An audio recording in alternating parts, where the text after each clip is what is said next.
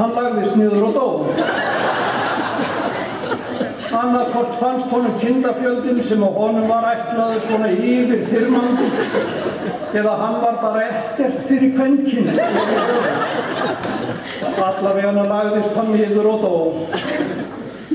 Þegar Hjörleifur í Laugasteini heyrði þessa harmafregn hafði hann samband suður eftir og bauð þeim afnot af sínum hrútum sem þau hafa nú reyndar töluverða reynslu af undanfarin ár.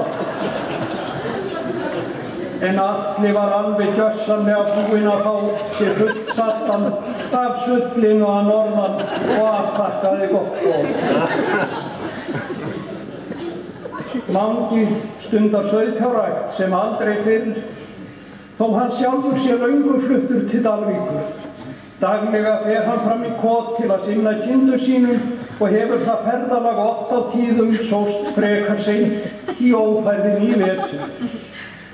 Marga daga hefur hann farið á gönguskíðum frá Þorsteinsstöðum og suma daga frá göngustöðum.